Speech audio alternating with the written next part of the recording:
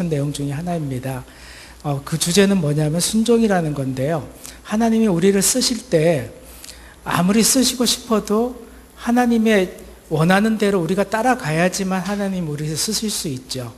근데 우리가 하나님이 쓰려고 하는데 내가 내 마음대로 해버리면은 하나님의 계획대로 안 되잖아요. 그래서 하나님께서는 우리를 쓰시기 전에 정말 제대로 순종하는가 안 하는가를 체크하시고 그리고 훈련하십니다. 그래서 오늘 여러분들과 같이 나누고 싶은 것은 하나님이 우리를 어떻게 훈련하시는가 중에서도 특별히 순종을 어떻게 훈련하시는가를 좀 보려고 합니다. 일반적으로 우리가 순종하면 바로 기억나는 사람이 아마 아브라함일 겁니다. 아마 우리가 아브라함의 이야기는 많이 알고 있고, 아브라함이 주님을 따라서 계속 살아가는 과정 속에서 가장 마지막에 하나님께서 그 독자 이삭을 바치라고 했을 때 어떻게 순종했는가를 저희들이 알고 있죠.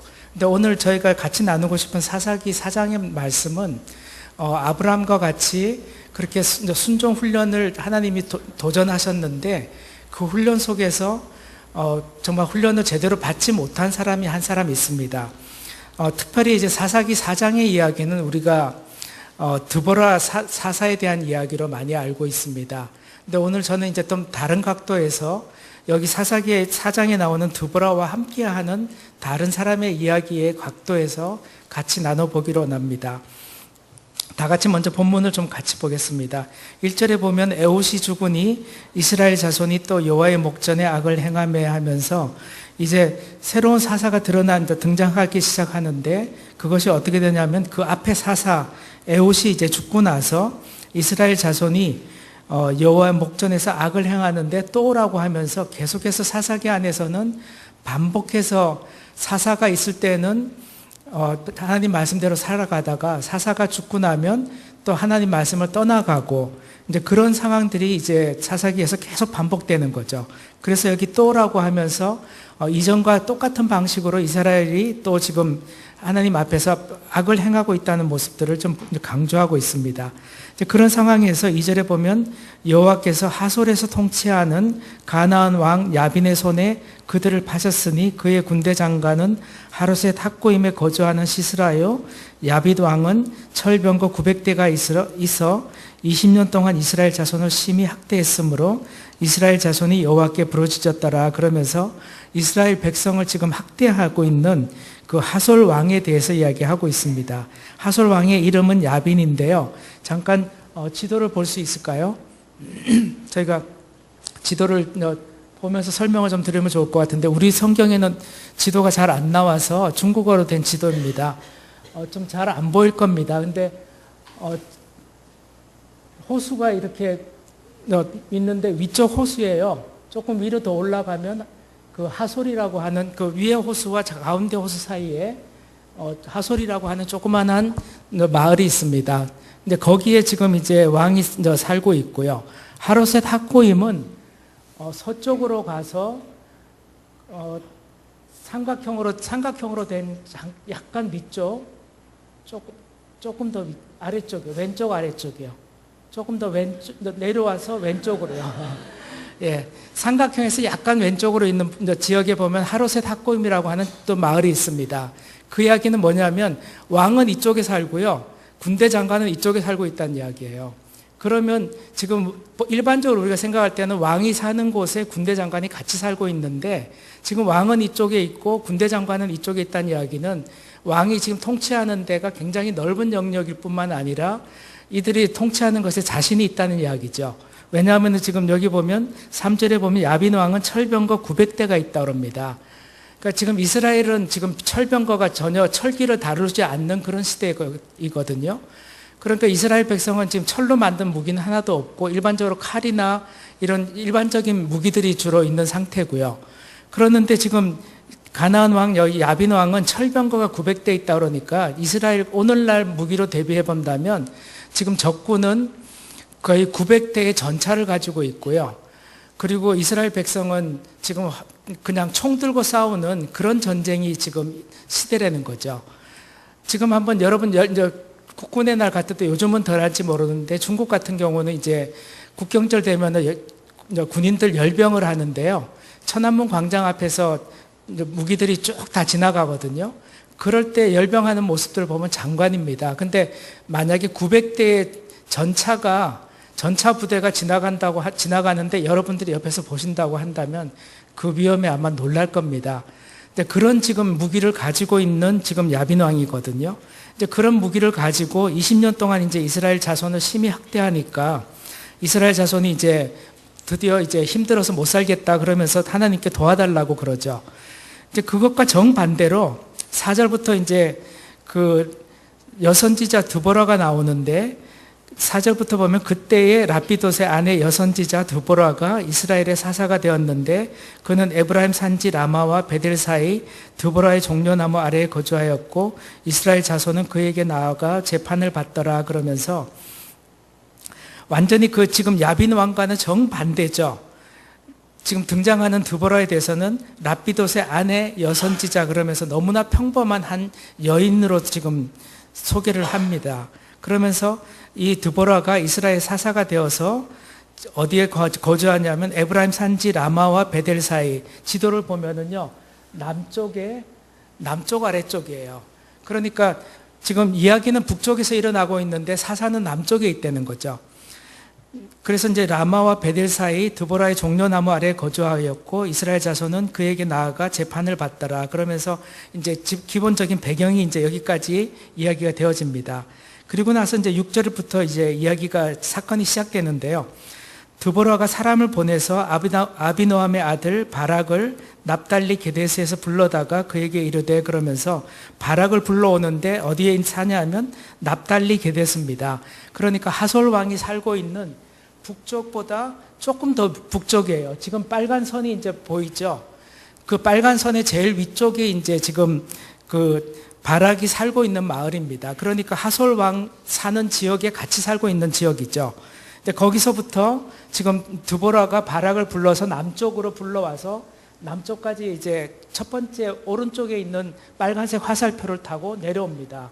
그래서 북쪽에서부터 남쪽으로 드보라가 불러서 내려온 거죠. 내려와서 이제 드보라의 이야기를 듣는데 드보라가 뭐라고 그러냐면 6절에 보면 그에게 이르되 이스라엘의 하나님 여호와께서 이같이 명령하지 아니하셨느냐 너는 납달리 자손과 스불론 자손 10,000명을 거느리고 다볼산으로 가라. 내가 야빈의 군대 장관 시스라와 그의 병거들과 그의 무리를 기송강으로 이끌어 내게 이르게 하고 그를 내 손에 넘겨주리라 하셨느니라 하면서 전쟁을 어디서 하냐면 북쪽으로 가서 이렇게 하는데 북쪽에 지금 납달리 지파와 그 다음에 스불론 지파가 살고 있는 지역이거든요. 그러니까 거기에 있는 두 지파의 사람들을 10,000명을 불러다가 어디로 가냐면 다볼산으로 갑니다. 그러니까 다볼산도 지금 북쪽에 갈릴리 호수 왼쪽에 있는 그런 지역에 있는 산인데요. 그 산에 가서 거기로 가면 그 다음에 7절에 보면 야빈의 군대 장관 시스라와 그의 병거들과 무리를 기손강으로 이끌어서 내 손에 넘겨주겠다 그럽니다. 기손강은 어디냐면 여기 다볼산에서 쭉 산이 이제 밑으로 내려온 평지가 되는데 그 평지에 있는 그런 강입니다. 근데 이스라엘의 강은 우리처럼 늘 물이 많이 흐르는 그런 강이 아니라 우기에 비가 내리면 강이 굉장히 물이 많아지고요. 평상시에는 그냥 조그만한 그냥 시냇물 정도 흐르는 정도의 그런 강들입니다. 그러니까 보통은 강 주변이 강이 범람할 때 이제 강 주변이 평지가 되어 있기 때문에 주로 이제 지금 야빈 왕의 그 시스라의 철병거들은 주로 강 주변의 길을 타고 달리니까 오늘날로 따지면 고속도로 같은 그런 길을 향해서 달리기 시작을 합니다. 그러니까 이 사람들이 강 주변의 길을 타고 달리기 때문에 굉장히 빠른 속도로 전쟁을 할 수가 있는 거죠.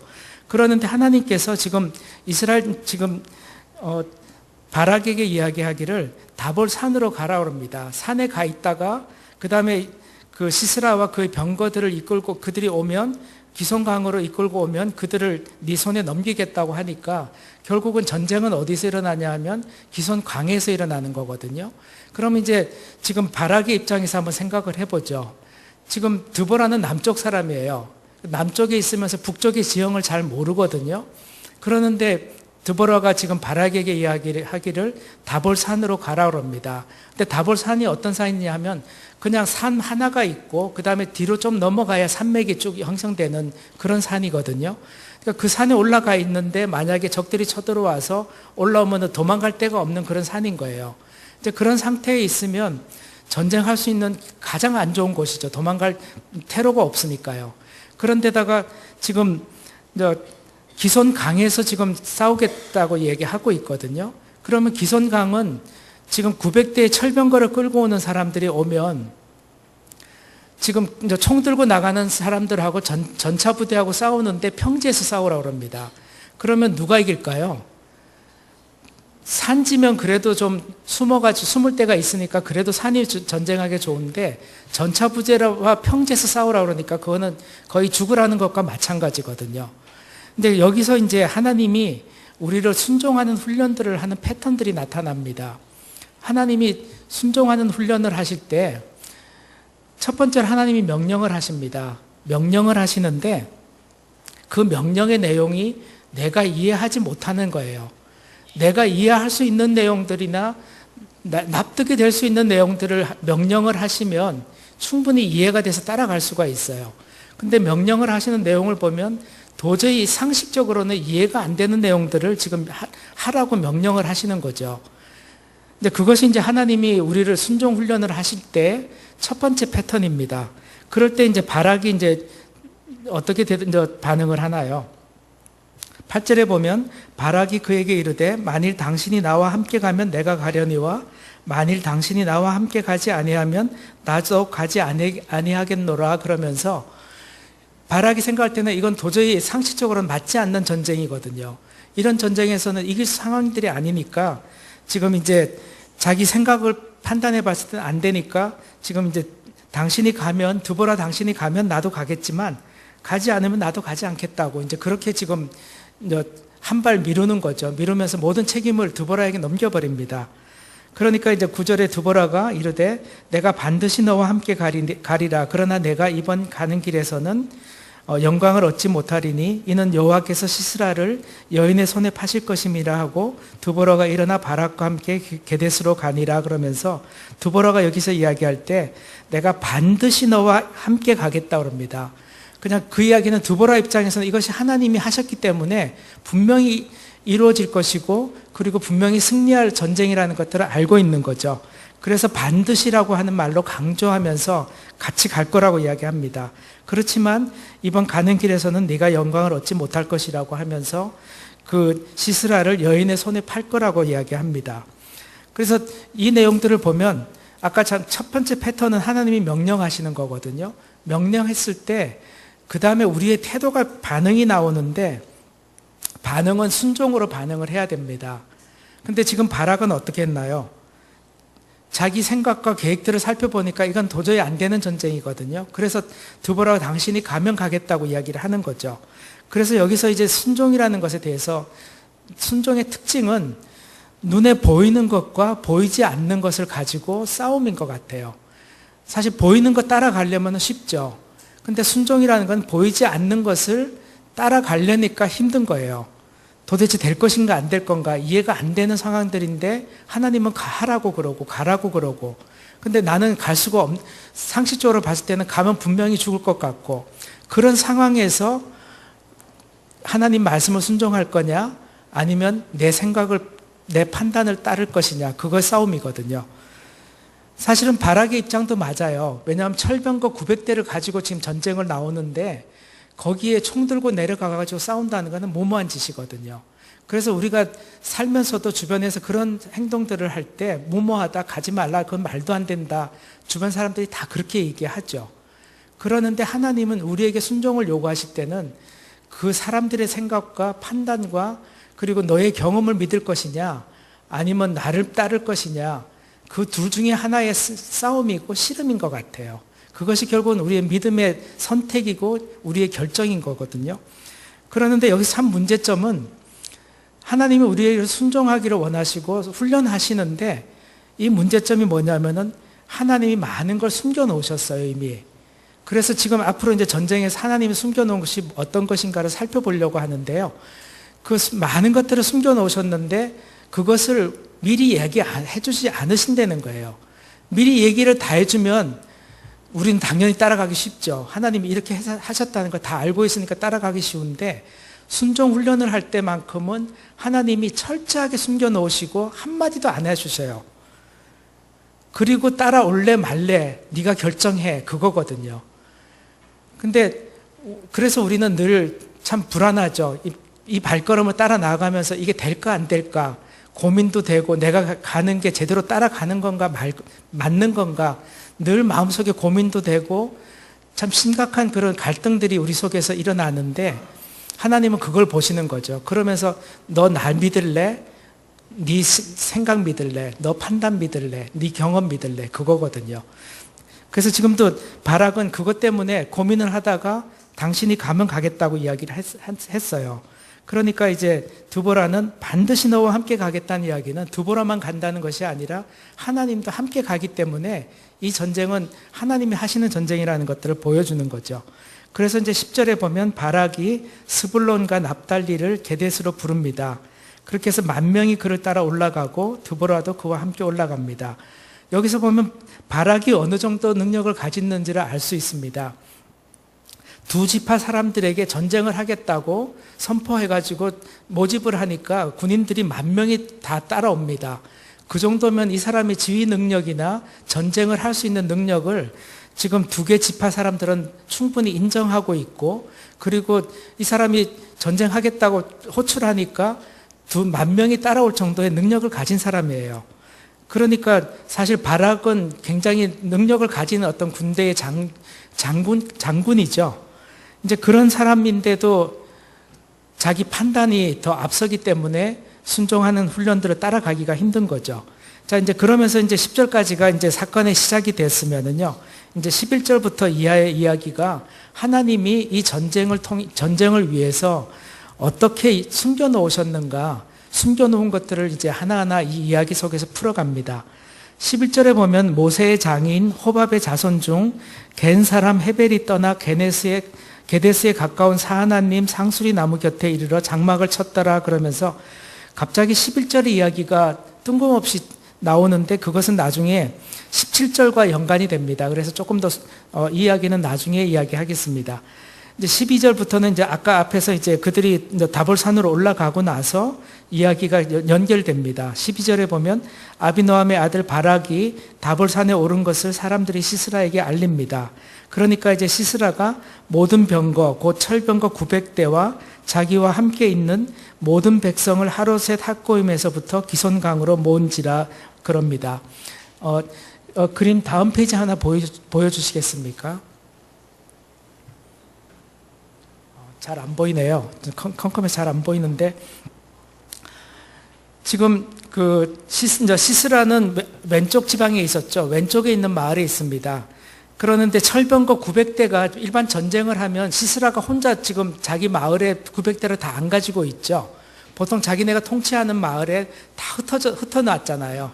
근데 여기 지금 보면 13절에 보면 철병거 900대를 이끌고 나오거든요. 그 이야기는 지금 시스라가 있는 마을 주변 다른 지역에 지금 철병거가 흩어져 있는 거를 다 끌어모읍니다.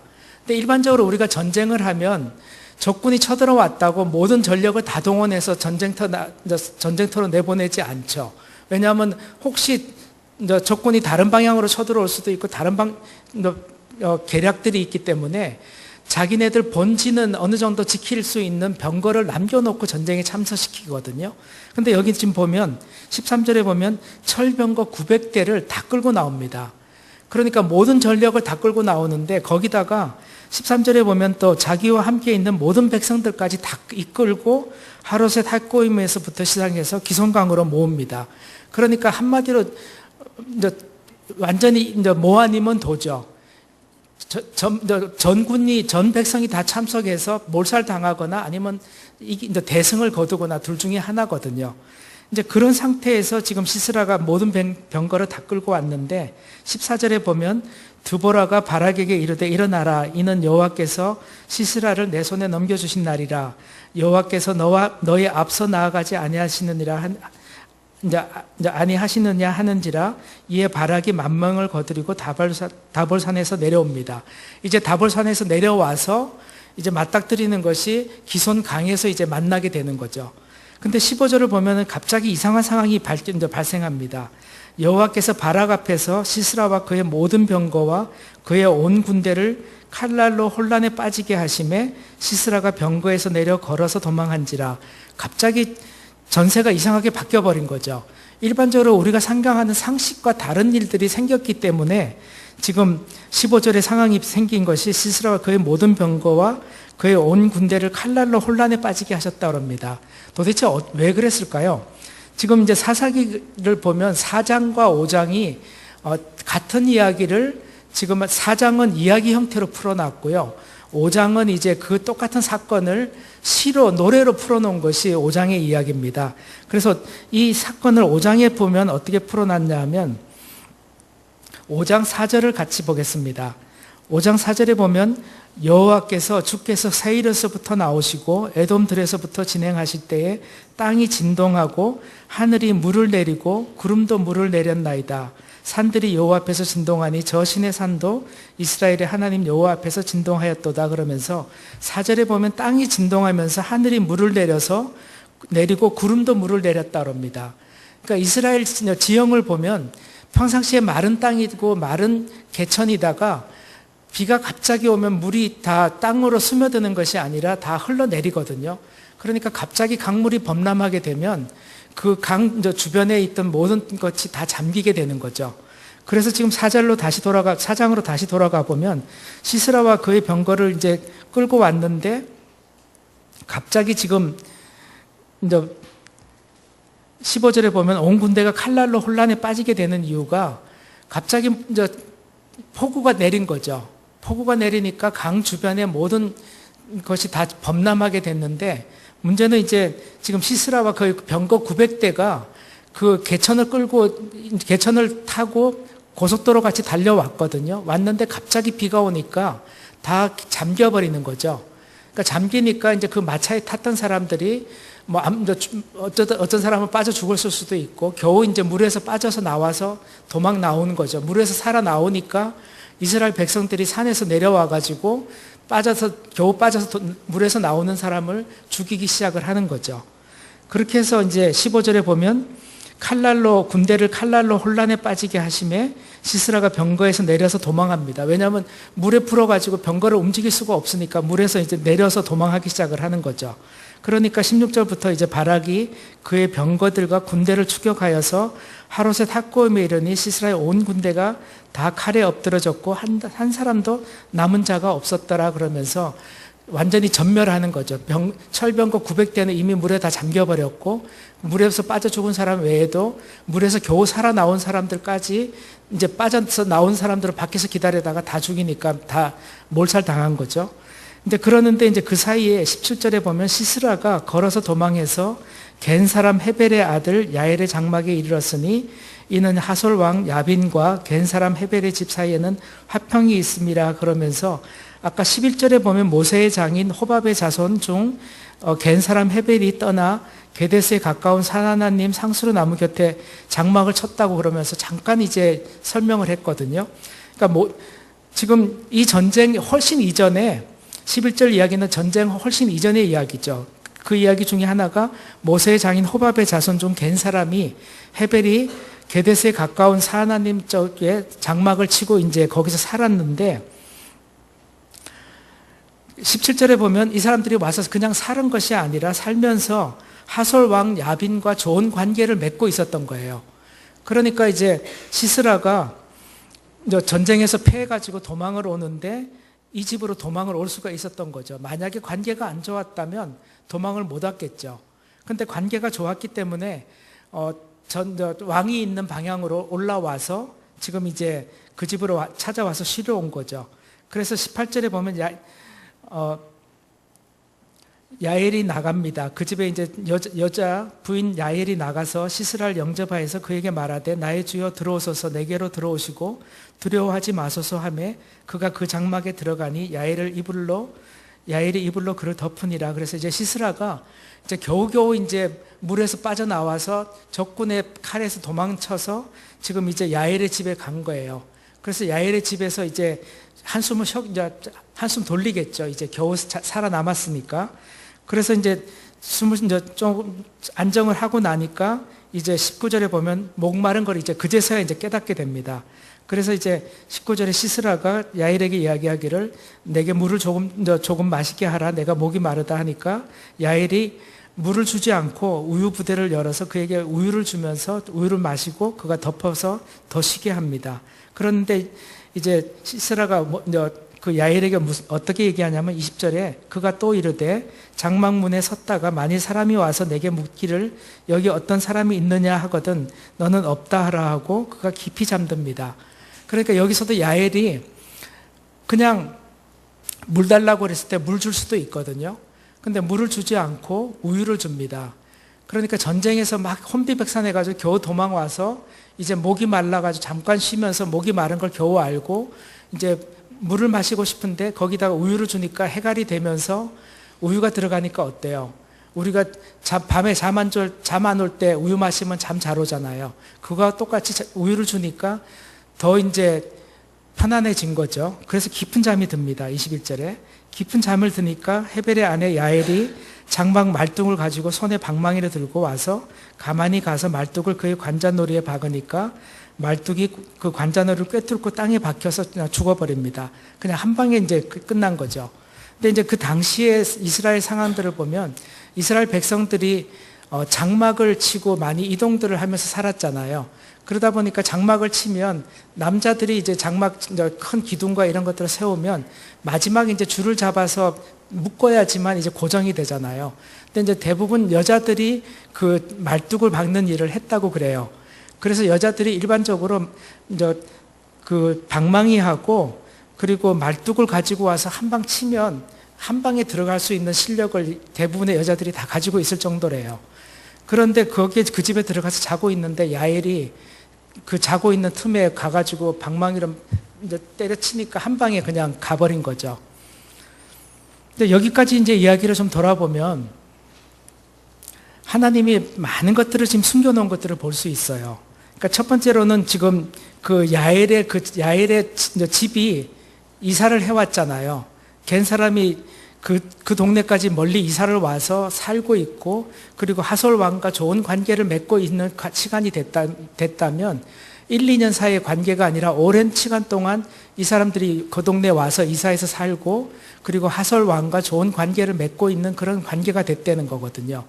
그러니까 하나님의 입장에서 봤을 때는 이 전쟁을 위해서 하루 이틀 준비한 전쟁이 아니라 오랜 기간 동안 한 사람의 이사를 하게 하고 얼마나 오랫동안 많은 포석을 하나님이 해놓으셨는지 준비해 놓으셨는지를 알 수 있는 거죠.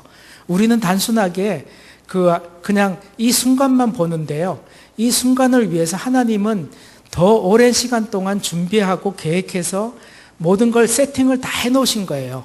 그렇게 해놓고서는 지금 이제 너는 이제 준비가 다 됐으니까 누구를 따를래? 훈련하시는 거, 순종의 훈련을 하고 있는 거거든요.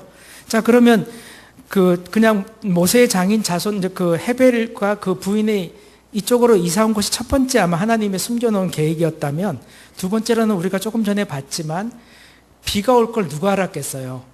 아무도 몰랐거든요. 근데 하나님은 천지 우주 만물을 장관하시는 분이기 때문에 하나님의 계획 속에는 이 전쟁에서 비를 내리면서 기손강을 범람케 해서 이들을 다 몰살시키려고 하는 하나님의 계획이 있었던 거죠. 근데 바락은 비가 올 거를 어떻게 생각했겠어요? 아무도 생각 못한 일들을 하나님은 하시는 거죠. 근데 우리는 우리의 짧은 생각을 생각할 때는 적군의 철병거가 더 무섭지 비 올 거는 생각도 안 하고 우리는 그 일을 따라가잖아요. 그러는데 믿음의 눈을 우리가 그래서 필요한 것이 믿음의 눈이 아니면 보이지 않는 거고요. 하나님은 철저하게 숨겨놓고 내가 어떻게 반응하는가를 보는 거죠. 그러면서 이 전쟁의 최종 지휘권은 결국은 드보라가 가졌죠. 바락은 10,000명이라고 하는 군사를 모으고 전쟁에 직접 내려가서 전쟁에 참가해서 적군과 싸우는 그런 일들을 다 했지만 결국 전쟁의 최종 지휘권은 드보라가 가지고 있어서 다볼산에서 내려가라고 명령하고 이런 일들을 다 했거든요. 그러니까 결국은 바락의 입장에서는 고생은 실컷 하고요. 그리고 자기는 그냥 영광을 얻지 못하는 그런 상황이 닥친 거죠. 그것이 이제 22절의 이야기도 나옵니다. 22절에 보면 바락이 시스라를 추격할 때에 야엘이 나가서 그를 맞아 그에게 이르되 오라 내가 찾는 그 사람을 내가 내게 보이리라 하매 바락이 그에게 들어가 보니 시스라가 엎드려져 죽었고 말뚝이 그의 관자놀이에 박혔더라. 그러면서 바락은 어때요? 전쟁에 참석해가지고 적군 다 죽이고 몰살시키고 하는 일들 엄청나게 고생하면서 전쟁이 끝났어요. 실컷 다 죽이고 보니까 적장이 안 보이는 거죠. 그래서 이제 적장 잡으러 이제 시스라를 잡으러 또 막 여기저기 다녔겠죠. 바로 쫓아갔겠어요. 겨우 글로 도망갔다고 간 줄 알고 찾아가 보니까 어때요? 이미 죽어 있어요. 그러니까 전쟁에서 제일 큰 거는 적장 누가 죽이는 거냐잖아요.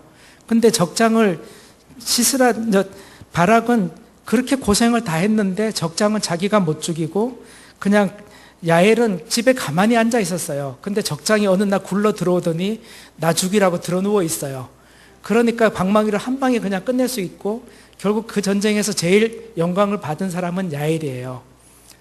그러니까 바락 입장에서는 고생은 고생대로 실컷 다 하고 그 영광은 다른 사람이 다 가져가는 거예요.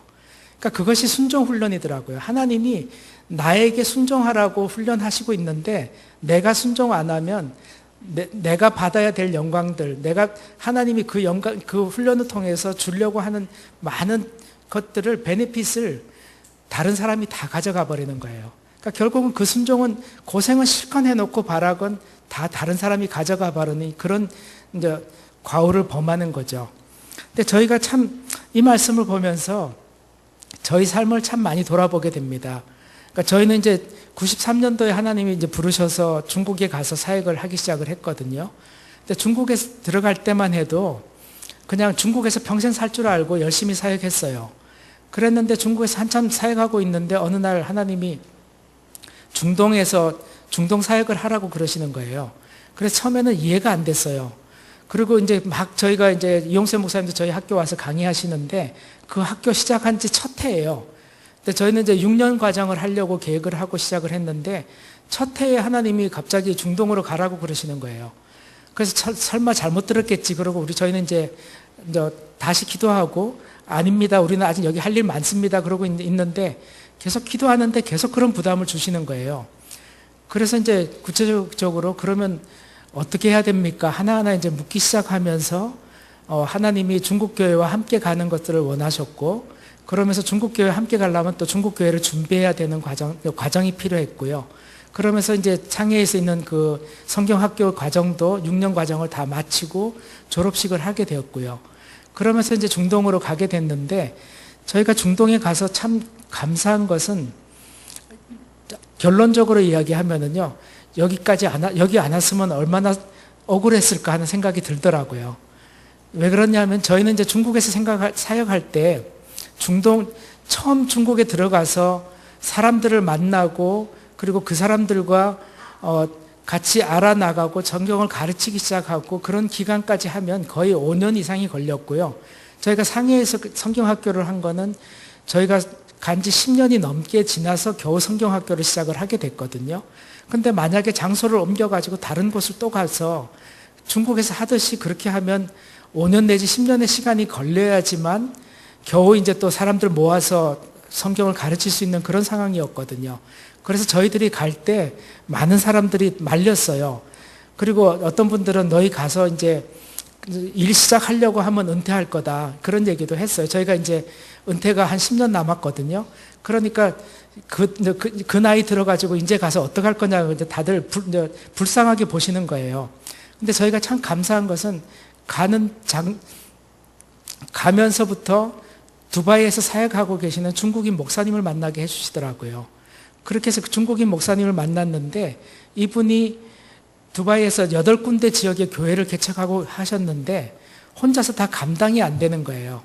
그러니까 저희를 이제 만나더니 그분은 이제 누군가가 와서 도와주기를 바랬는데 너무 잘 된 거죠. 그러니까 저희가 가자마자부터 시작해서 저에게 이제 교회 여러 사역들을 막 떼어주기 시작을 하시는 거예요. 그러면서 저희는 가서 당장 집도 구해야 되고 아무것도 이제 새로 정착을 해야 되는 상황이었거든요. 근데 정착을 하는데 그분들이 이제 그 교회 성도 중에 복덕방 하는 분들을 소개해 주시더라고요. 그래서 그 복덕방 하는 분하고 이야기를 해서 우리가 어떤 집이 필요하다고 이야기하니까 집을 찾아주는데 집을 계약하려고 보니까 집주인도 중국 사람이에요. 그러니까 저희는 처음에 두바이 가면 영어로다가 다 살아야 되고 영어로 기본적인 커뮤니케이션을 해야 될 거라 생각을 해서 짧은 영어로 이제 어떻게 살아야 될 건가 그런 고민을 했는데 중국 목사님 딱 만나니까 전부 다 그냥 집 구하는 것까지 중국어로 다 해결이 돼버린 거예요. 그리고 집을 다 구하고 계약하고 나니까 그 다음날 한인교회에 있는 전도사님이 연락이 와가지고 한인교회에 있는 어떤 집사님 부부가 중국 상해로, 저희는 상해에서 왔잖아요. 근데 그분은 두바이에서 상해로 간대요. 그 발령이 나가지고 상해로 돌아가는데 그 집에 쓰는 가구들을 다 정리를 해야 된다고 우리 보고 가져가지 않겠네요. 그래서 그 가구 저희가 차를 가지고 싣고 와가지고 이삿짐 날리듯이 다 싣고 와가지고 그냥 하루아침에 집안이 다 세팅이 돼버리더라고요.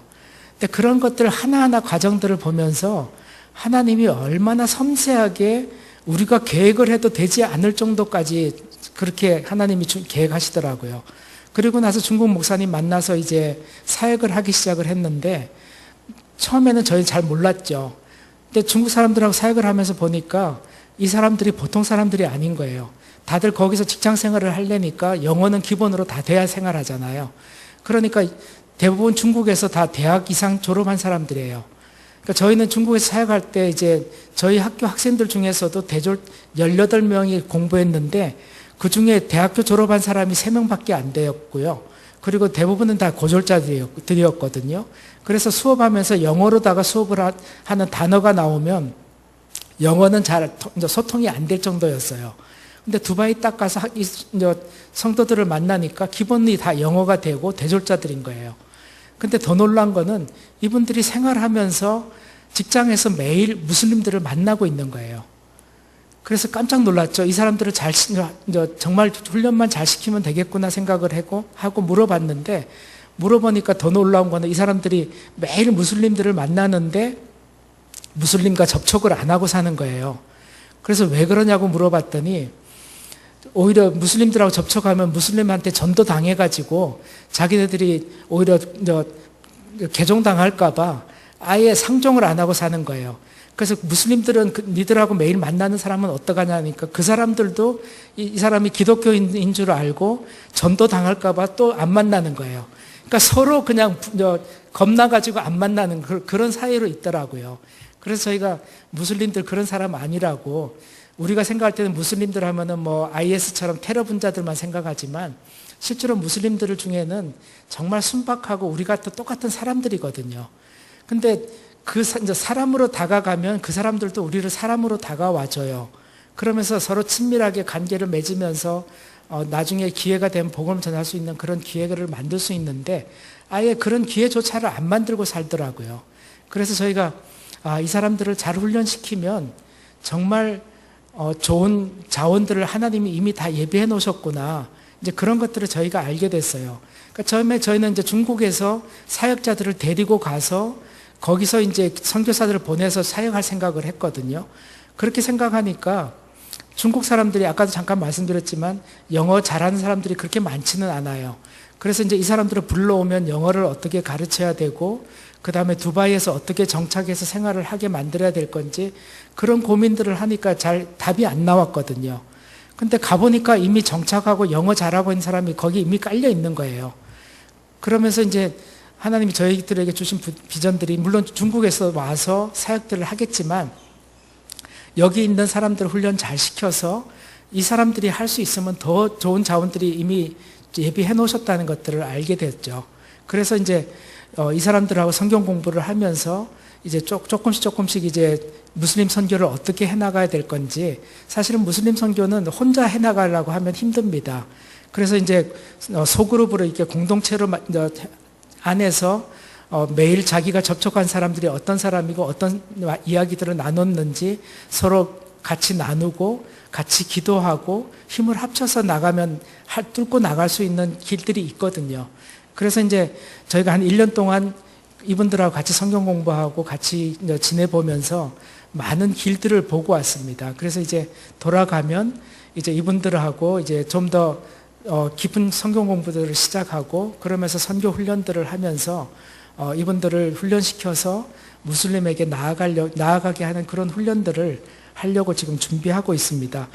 근데 이제 하나님의 선교 이제 그 순종 훈련에서 다시 이제 본문으로 돌아와서 보면서 저희가 이제 저희 상황을 이제 보면서도 사실 저희가 처음에 그냥 하나님이 중동으로 가라고 하는 그런 명령을 하셨을 때 그냥 단순히 그냥 싫다고 했으면 아마 안 갔을 수도 있을 것 같아요. 근데 저희가 갔을 때 거기서 또 보는 더 다른 차원의 하나님을 저희들은 경험을 하게 되는 거예요. 그러면서 거기서 한 사람 한 사람들을 만나면서 하나님이 이 사람들을 만나서 이 일들을 하려고 하시는구나 하는 것들을 알게 되니까 그 안에 한 사람 한 사람 미리 하나님이 예비해 놓으시고 이미 보내시고 한 분들을 참 많이 보게 돼요. 어떤 분들은 미국에서 부부가 다 박사학위 받고 두바이에 와서 대학 교수로 있다가 이제 7년이 지나고 자기네는 그냥 안식년 해야 되겠다고 생각하고 직장 그만두고 쉬고 있더라고요. 근데 그런 분들에게 저희가 이제 중동에 와서 무슬림 선교하려고 한다고 했더니 그분들이 찾아오는 거예요. 찾아와서 자기네들이 그런 부담 때문에 왔는데 같이 일하자고. 그런 사람들을 한 사람 한 사람 하나님이 보내주시는 걸 보면서 정말 순종이라는 것이 이런 거구나. 내가 순종했을 때 하나님께서 예비해 놓은 사람들 한 사람 한 사람들을 보내주시면서 그 사람들과 함께 일하기를 원하시는구나. 이제 그런 것들을 보게 됐습니다. 그러면서 이제 본문으로 다시 돌아가 보면은요. 순종 훈련이라는 것은 한 번의 훈련으로 끝나는 것이 아니라 지금 아까 우리가 읽은 것은 바락의 입장에서 보면은 바락은 이 훈련에서는 실패했죠. 근데 바락이 실패 한 번 했다고 그 인생 끝나나요? 아니죠. 또 기회가 있어요. 계속해서 기회는 우리에게 하나님은 계속 주세요. 한 번의 기회로 끝나는 것이 아니거든요. 그러니까 바락은 이 전쟁에서 실컷 고생하고 자기가 받아야 될 영광을 다른 사람이 다 가져간 걸 알죠, 이제는. 그럴 때 바락은 이 전쟁을 통해서 배운 것이 하나님에게 순종하는 것이 이런 거구나 하는 것들을 알게 되죠. 내 순종이라는 것은 아까 저 말씀드렸지만 보이는 것과 보이지 않는 것의 싸움이거든요. 이제 그 싸움에서 그런 것이 어떤 건가를 알고 나니까 그 다음부터는 어떻겠어요? 드보라가 전쟁하러 나가자 그러면 어떡하겠어요? 아무 소리 안 하고 따라가겠죠. 그것이 이제 순종의 훈련에서부터 배워지는 이제 순종인 거예요. 그래서 23절에 보면 이제 그 다음 이야기가 이제 2절로 짧게 나오는데요. 이와 같이 이날에 하나님이 가나안 왕 야빈을 이스라엘 자손 앞에 굴복하게 하신지라 이스라엘 자손의 손이 가나안 왕 야빈을 점점 더 눌러서 마침내 가나안 왕 야빈을 진멸하였더라 그럽니다. 그 이야기는 이 전쟁 한 번의 전쟁으로 끝난 것이 아니라 지금 이제 큰 전쟁은 끝났지만 아직도 잔잔한 전쟁들이 계속 남아 있었는데 그것을 이스라엘 자손의 손이 가나안 왕 야빈을 점점 더 눌러서 마침내 야빈을 진멸하는 자리까지 갔다는 이야기는 한 번의 전쟁이 아니라 그 다음에 계속해서 전쟁이 여러 차례 있었고 그 전쟁이 있을 때마다 바락이 아마 전쟁에 앞장서서 나가서 드보라가 전쟁을 하는 것들을 알려주고 협력하면서 나아가서 마침내 야빈을 진멸하는 자리까지 나가게 됩니다. 그러니까 그 이야기는 한 번의 순종 훈련으로 끝났다면 우리 인생은 사실 참 더 할 말이 없죠.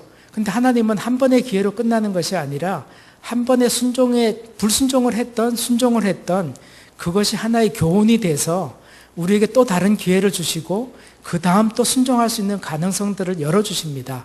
사실 그것이 훈련이거든요. 훈련이라는 것은 한 번 잘할 수도 있고 잘못할 수도 있지만 그러나 잘못했다고 해서 끝나는 것이 아니라 그것을 통해서 그 다음 또 새로운 훈련의 순종의 도전들을 하실 때 우리가 그 다음 순종을 할 수 있는 길로 우리를 바꿔 변화시켜 주시는 것이 훈련이거든요.